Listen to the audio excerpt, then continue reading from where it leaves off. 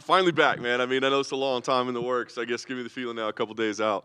Man, it feels good to be back. Just such familiar feelings. I've been here so many times before. The one thing I think I forgot about was just how much fun I have with my team. As we all get older, we're all starting to adult like more in our own ways. We're getting married, we're having kids. Not that we've grown apart, but just we spend more time apart than we used to. So fight week, when we all get together and be cooped up in the hotel room for a few days, I've just been like nonstop laughing for the last like 36 hours. It's been great. That's awesome. I know. There we go. We're off and running. I know how much you love the sport, right? But as you're battling to get back and dealing with issues, was there any part along the way you're like, man, commentary is kind of fun, and broadcasting, not getting punched in the face sure is nice? I just had too much left in the tank. The only shadow of doubt I had was, it's no secret I've had back issues. Almost had that back surgery in 2016. Then, the problem resurfaced again. I promised my then fiance, now wife, that after the Sean Brady fight, after I fought Luque, I said, hey, we'll take time to plan the wedding. And then things didn't go my way, and I told her I can't marinate on a loss. I got to get back in there. So I promised her after Sean Brady that I would take time off, and then things panned out that fight. And then I was like, in my head, I'm like, I might have to just sneak one more in. So I started kind of picking up the training, and herniated a disc in my back really bad, and surgery was on the table again. And it was DC that told me, like, don't get the surgery if you're still going to compete, because after he had the procedure after the Lewis fight, he said he just couldn't train the same. And I'm not done. So fortunately, we were able to get past it, just found ways to really modify my strength conditioning so I wouldn't have any more back issues. And yeah, I feel great, man. It's been a really good camp. I'm really excited to compete again, and it's just good to be back. That's awesome. I know how much you watch the division, how much you watch the sport. Kevin Holland, a bit of a wild man. I guess, what do you think about him as an opponent, and what are you expecting from him when you're in there? I think you should just not expect the unexpected. You don't know what he's going to do. You might even shoot a takedown. You just don't know what the guy's going to do. He's a wild card. He did a whole stand-up fight with Wonder Boy for God knows what reason. But, I mean, he's a game competitor. He's pretty well-rounded, I think, more than people give him credit for. He's just a really game opponent. He's super tough. I think him and I have been on a collision course for a while. Even when he was fighting at middleweight, he would always kind of tip the scales around 182, 183. And I'm like, that guy's going to be a welterweight someday. And styles make fights. He's been on my radar for a long time. He's been on my radar probably a lot longer than I've been on his. So the fight's happening, and it couldn't happen at a better time. Were you panicking at all when he was volunteering to step in a few weeks back? Like, are you like, what is going on right here? I'll let y'all in on a little secret, because I'm not a big social media guy. I'm not into it. But he wasn't the only guy throwing his hat in the ring, because when Bo Nickal was looking for an opponent, I reached out to Dana and Mick and was like, hey, guys, like, I'm in shape, and I'll still fight Holland. I just don't really do it on social media. I just reach out to the powers that be. So he wasn't the only one that was looking for an extra check in July. I like it. So is that a fight we need to see at some point? Me and Bo, I mean, he looked pretty dang good, But I was thinking to myself, like, it'd just be a wrestling match. It wouldn't be that bad. And then I saw what he did to Val, and I was like, well, I'm impressed. Yeah, I mean, that guy's the future. I mean, there's so many things I could say about Bo Nickal. Obviously, I don't want to nerd out too hard, but I mean, you look at the wrestling accolades. If there wasn't a guy named David Taylor in his weight class, he'd probably be a gold medalist in the Olympics. So to have that caliber of a wrestler here in the UFC making waves in such a short amount of time, I think we could see that guy in title contention by the end of next year. Very cool, very cool. Well, last thing for me in your career, I mean, look, it's all been about the layoff and getting healthy and all that, right? But, man, you're still sitting at number 12 in the rankings. I mean, there's still, like you said, you got a lot left in the tank, so an impressive win here. I mean, are there call-outs, or is it like, let's build on this, or do you kind of have to see how you hold up? I got one. But I can't say it. I got to win first. But you know me. I'm a logical guy. Like, I'm not a guy that wins a fight and calls out somebody that's unrealistic. And usually anytime I've won a fight and called someone out, I've always got what I wanted. I asked for Magny, I got Magny. I asked for Ferguson after I fought Beneil, got Ferguson. Asked for Beneil after I fought Jim Miller. So I got a great name in mind, and I just got to stay focused. The focus is Kevin Holland, and we'll go from there.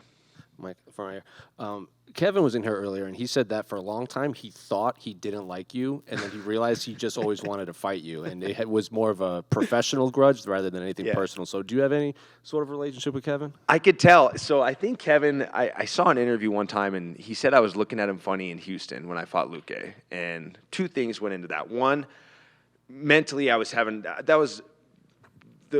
mentally in where my headspace was that fight. I probably was looking weird to everybody. You know, I was kind of battling some internal demons with myself as a competitor. So everybody was probably getting a weird look that week. And honestly, I was trying to, like, he had like 2 chains on, and I remember I was trying to like see what they were. I was kind of looking, and then I like looked up. I was like, hey, nice to meet you, Kevin. You know, big fan of your work. And then I think from then on, he thought I was just giving him a weird look. But look, I think the guy, he's a hell of a fighter. I've been a fan. You know, Terrence is over there, and I'm happy Terrence is over there. I think that's a great fit for him. I think Kevin's a good mentor for him. I don't really have a bad thing to say about the guy. You know, he's a heck of a fighter, and I think I think everybody could guess in this room if there's one fighter I'm going to talk shit about, it's not going to be him. But it is a Kevin. I'm sure you guys can figure that one out. But, you know, yeah, I don't have a bad thing to say about Holland. Hell of a fighter. And if I'm going to lay it on the line, I want it to be against somebody that, you know, I have respect for. You know, it's like you don't want to have someone get one over on you that you don't like, you know. And there's only one guy in my career that I fought that I didn't like, and just, you know, he's got that one I can't get back. Did you have to do anything in camp to prepare for the amount of trash talk he does in the fight? Well, I talked about this earlier.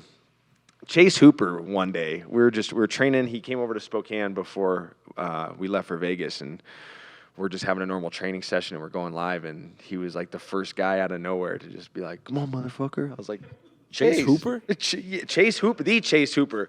I know. And I was like, after we got done, I was like, where the hell did that come from? He's like, well, you're fighting Kevin Holland, so I figured I'd give you the best look I can. I was like, dude, what a guy. That's a real teammate. But, you know, I'm actually a little chippy myself sometimes. You know, I was, you know, talking to Sean Brady when we fought and things like that, and I wouldn't be surprised if me and Kevin start having full-fledged conversations in there. You know, you never know what's going to happen in there. But, yeah, there was a few training sessions. We did a little verbal warfare. But, you know, he does know how – some guys, he can weaponize that. You know, there's some guys that can't – like when he starts putting the heat on you and then all of a sudden he starts talking shit, I think it can melt some guys. But I just don't see that working against me.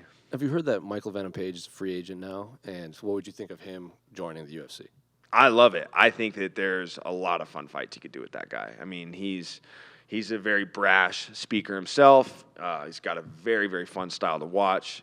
He's got some highlight reel KOs. You know, we'll see. I'm sure he's going to want a lot of money, and we'll see if the UFC is going to be willing to pay him. But, I mean, you can automatically, right off the top, Wonderboy and Michael Venom Page might be one of the best striking fights we've ever seen since Holland and Wonderboy, you know. So even Kevin Holland's a guy you could throw in there with Michael Venom Page. A lot of fun striking matches you could throw them in. But when you talk about the Usmans, the Shavkat Rachmanovs, you start talking about those guys, I don't think it'd be if he's coming here for a title to win a world title, it's going to be an uphill battle for him. Well, they showed him on the broadcast in the London card. I did see that. He was the only person I recognized. I was like, when they're going through the crowd, I was like, I don't know who any of these people are, but I know who Michael Venom Page is. I've been watching him for a long time. So no disrespect to any of those people they showed. I was just not familiar. I mean, if you showed like Joe Burrow on the broadcast in England, they're like, who the hell is that guy? They probably wouldn't know. Final for me. What are your thoughts on the main event between Justin and Dustin? Well, do you want my thoughts as a fighter or as an analyst? Both, I guess. As a fighter, I mean, it's pure violence. I mean, there's a reason this fight is put together. These are two of the most violent guys in the UFC. I don't have a dog in the fight. I'm just excited to sit back and watch these guys go at it. As an analyst, I love that it validates the BMF title. And a lot of people say it's a paperweight of a belt. It's useless, and I disagree. I think that this fight validates it because both of these guys are so good and so skilled that if there wasn't a man named Khabib Nurmagomedov at the top of the mountain at lightweight, either one of these guys, if not both of them, could have been undisputed champions. So it shows the skill level. Like these are both very skilled fighters, and I think that for Justin, if he can stay within himself, fight similar to the way he fought Fiziev, but still keep those shades of Justin Gaethje that make him so great, he could have a lot of success. And for Dustin, roll those shorts up, make it nasty, and then just don't let this guy back you up on a straight line. So either way, dude, it's a heck of a fight, and I love what it's doing for the BMF title. I think that now it's going to bolster it a little bit, and maybe every few years we get another one of these fights, and it just kind of gains traction from there. Hey, Michael. Hey. Now that it's been 5 years, how the hell did you make lightweight for so long? I have no idea, dude. Stupidity? I don't know. It was. It's tough, dude. When you get in the UFC, you win the Ultimate Fighter at lightweight, and then you start. Yeah, once the cut was always a struggle, but like once I started to beat some name guys, and I'm starting to realize I'm in the wrong weight class. What do? Call Joe Silva, like, hey, I know I just beat Jim Miller, but I gotta move up a weight class. I just beat Beneil Dariush. It's just not working out for me at lightweight. I gotta move up. So you just kind of got to gut it out until things don't go your way. And I was talking about it earlier. Anthony Pettis, losing to him was the best thing to ever happen to me in my career on so many levels. Like, I moved weight classes. He humbled me, brought me back to ground zero. Like, I was kind of turning into somebody that I'm not. Too much talking trash, kind of trying to fit the mold of what's the norm in MMA, which works for some people, but not for me. It just changed a lot of things in my life and my career that have really benefited me and have led me to this point. So, yeah, I will never, you couldn't pay me enough to try to make lightweight. What was the most you've cut? Oh, man. I don't know, Rick. What's the most I cut for lightweight? The Mitch Clark fight? I think I was like 183. Yeah. I mean, I'd been drinking water, but yeah, I mean, it was like a getting drugged through the hotel type of situation. And yeah, those days were not fun. I was an idiot about it too, dude. This was like, it's not like I was like eating ice chips and spinach leaves, dude. Like, it was actually that fight. I was getting lunch with my family before I left, and I used to think it'd be funny, like, to eat a dessert the Sunday before I would leave for fight week. And I ordered, I'm not kidding you, I couldn't decide on what dessert I wanted. This is being young and stupid. And so I told the waitress to bring all the desserts, and I was going to have a bite of each one. And when I turned my head, my sister Maggie, bless her heart, grabbed the malt vinegar off the table and just like doused it. She's like, you are not eating any dessert. You are way too big. So I was mad at the time, but we still joke about that nowadays. Yeah, that's insane. Your old pal, Kevin Lee. Yeah. Obviously, his return did not go well, and then Yeah. he retired afterwards. I just wanted your thoughts on his return and his retirement. I mean, as a competitor, I want to fight him, especially after the comments that he made when Li Jingliang pulled out and he fucking fed you guys a bunch of shit. Like, oh, I threw my name in the hat to fight Chiesa on short notice. It would have been a great comeback fight, and they offered it to him, and he turned it down. You are out of your mind. If he walked in the door right now, I would drop this mic, and I would kick his ass. But he's retired, and as a man, I wish him nothing but the best. And I'm not saying this like out of spite or anything like that. This is a brutal sport. And this guy, he got the best of me. He beat a lot of really good fighters. He's been in a lot of big fights. He fought for the title. Really, really just harrowing injuries. I mean, this guy had 3 knee surgeries. This is a tough road. And he had if anybody was to say his career was a bust, then they don't know what the fuck they're talking about. He had a great career. He had a successful career. And I wish him nothing but the best. As a man, as a human being, like, I hope that he prospers in life and whatever he decides to do after this. As a competitor, especially after the crap he said, after Lee pulled out, yeah, I would love to have that fight back. But what's more important is my feelings as a man. And I wish him nothing but the best. And I hope that he's healthy and happy, and whatever he moves on to in life, I hope he's very successful at it. Thanks, man. Yeah. Michael, over here. Yeah. We've seen you sporting the John Stockton jersey ever since this fight was announced. Obviously a legend here in Salt Lake City. Does he have any special meaning to you? He does. So John Stockton used to buy antiques for my grandma. Yeah, so when I was a kid, he's a very private guy. I'm sure you know because you're asking about him. But when my grandma's antique shop would close, he would come after hours and buy antiques from my grandma. So it's one of those things where, like, Salt Lake City, like, there's certain cities and fight weeks you go into where there's certain things that give you a type of feeling that things are going to go well for you. And fighting in Salt Lake City, the place where one of Spokane's finest athletes had a ton of success, like, it makes me feel good. It gives me a lot of confidence. And I have a nice white John Stockton jersey I plan on wearing to the press conference tomorrow if the powers that be would give me the green light, please. But yeah, I've always been a Stockton fan.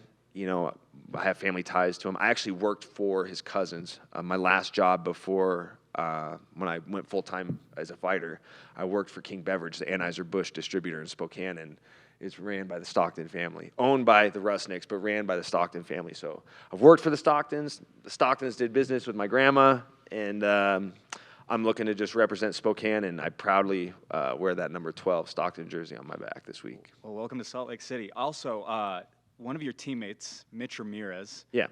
He's going to be making the walk for Dana White's Contender Series next month. I'm just curious if you could put on your analyst hat for a little bit. Oh, dude. Talk a little bit about sharing the room with him. Another guy that it's so good he's up at welterweight. I mean, he's not as tall, but he's dense, he's strong, he's big, he's physical. And I was happy that I was able to get in the training room with him this fight because, to my knowledge, he's fighting a very tall opponent. So I'm glad I was able to get in there, give him a look. Yeah, and I like the fact he's going up to welterweight. I think that's something we don't see enough, is we don't see enough guys just making the jump up the weight class. And it's hard to explain that roadblock a lot of fighters have where they just don't. It's almost like a lack of confidence. Like, I don't want to go up. Maybe these guys hit harder. Maybe they're stronger. There's always some type of barrier that holds a fighter back. And I'm glad Mitch, even with him having success, he went up on a win, which is something you don't really see often. So I'm glad that he was honest with himself, put together a nice win streak to get on Contender Series, and decided, hey, I'm going to go up in weight class, and I'm going up to the toughest promotion in the world. I better fight in the optimal weight class. So I think he's going to have a lot of success. Yep. Michael over here. Yeah. Just to focus more on your sartorial proclivities, see you wearing the Axl Rose shirt. Wondering, is that just something you like, or are you a GNR fan? GNR is my favorite band. From one GNR fan to another. What's your favorite track? Favorite track? Ooh, I really like Estranged. I think that's good. Obviously, Appetite for Destruction is the best album, but Estranged is a great song. Locomotive is grossly underrated. And actually, as odd as this is, but you can appreciate this, but everybody else in here will probably think this is weird. When I did my first dance at my wedding, I had an acoustic artist come in and play Patience for us for our first dance. So, big Guns N' Roses fans in the Chiesa household. Yeah, it was pretty sweet. Yeah, just wanted to get a prediction for Colby and Leon. Who do you think's going to win that fight? I don't even want to give it attention because I think it should be Bilal Muhammad and Leon Edwards, honestly. I've been pretty outspoken about wanting to fight Colby as a competitor. And I don't even want to give him the shine. I want to talk about Bilal Muhammad, the guy that's got numerous ranked wins under his belt, the guy that stepped up on short notice and fought Gilbert Burns in a 5-round main event and won. That should be the guy fighting for the belt. And so my prediction for Leon Edwards versus Bilal Muhammad is Bilal's going to take that belt home back to Chicago.